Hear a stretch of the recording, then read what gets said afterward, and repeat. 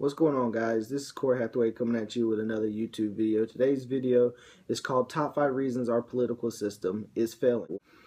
If you don't think our political system is failing, then obviously you haven't been watching the presidential campaign lately. For a mess, especially if we don't have some major changes as of soon. I think the American people are speaking. They're speaking pretty loudly. We don't really want a guy from Washington, D.C. anymore. I think that's been proven. Marco Rubio, a guy from Washington, D.C., no one wanted him. No one really wanted Jeb Bush. People want a political outsider. That's why you see Bernie Sanders doing decent. That's why you see Donald Trump doing really good. That's why you see Ted Cruz doing really good as opposed to like John Kasich.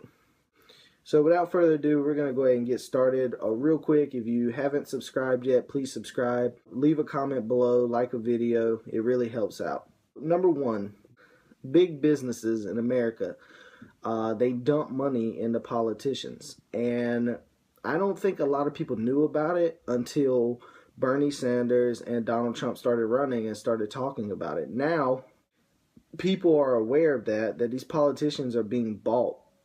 And it's really bad what's going on because these politicians, basically a big business wants to create a law that benefits them but screws up everything else. Well, what they do is they hire a group of lobbyists, a group of special interests, and they go and basically butter up one of these politicians, give them a lot of money, offer them a job, a high-paying job, and they pretty much handwrite the legislation themselves. It gets passed through Congress. This law gets passed. And it happens more often than you think. It probably happens more often than I think. And I think it happens all the time. And this is just a problem. This has been going on now for quite some time. It doesn't seem like it's going to stop anytime soon. So, this is one of the biggest problems right now with Congress, and it's the reason why our political system is failing. It's the reason why we've spent more money than any other Congress, and we haven't got anything done. Nothing's finished. I mean, how long have we been talking about issues like immigration? How long have we been talking about health care? And none of these problems ever get solved. You want to know why? This is part of the reason why. Moving on to number two, nobody wants a standard politician anymore. I bet you money that after this presidential election, the next guy who gets or girl who gets elected president will not be a Republican or Democrat. I honest to God believe that. No one wants the standard politician anymore. No one wants Marco Rubio. In my opinion, I thought Marco Rubio was going to run away with it. To me, he's a well-spoken guy, young. He's of a different ethnicity. I thought these things were going to play a huge role, and I thought he was going to overtake Trump by himself, but he never did. And he obviously now he won't. Because people are just sick of these first-term senators. They're sick of these guys who have been in Washington, D.C. and haven't done anything. And they have no record. They asked Marco Rubio what he's done, and he had to lie on stage because he hasn't done anything. These things, people look at these things now as opposed to back in the day when you were just a great talker and people were like, man, I can really get behind this guy. No, they don't want that anymore.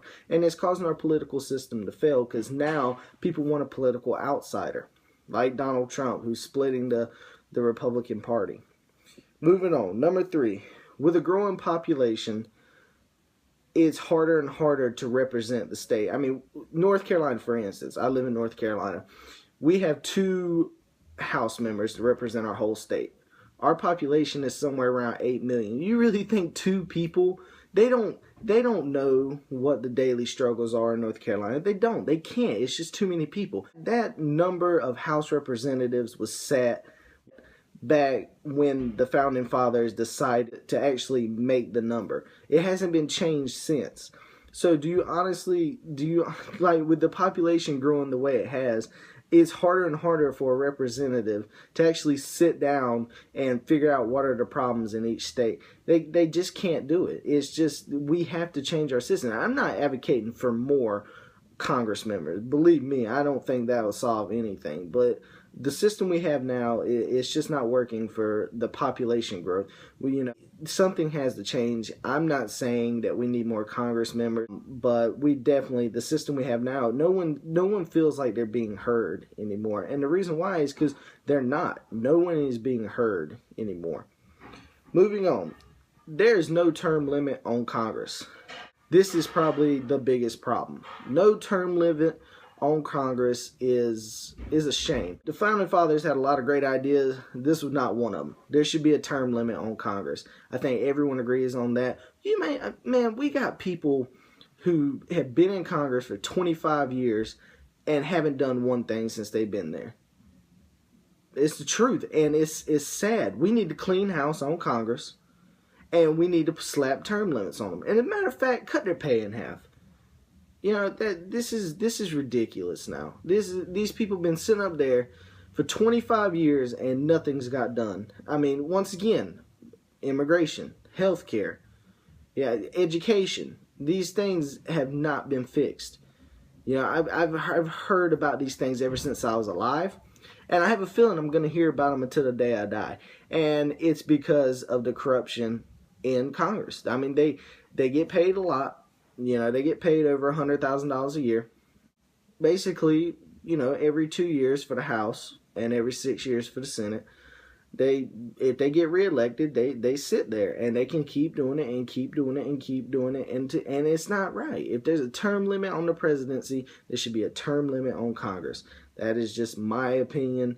If I'm not mistaken, there's a term limit on being a governor. So why not? It doesn't make any sense. So moving on, number 5, this is the last point I'm going to make, is our political system does not recognize a third party. Basically, if you vote third party now, you're throwing away your vote. And to me, that's just not fair.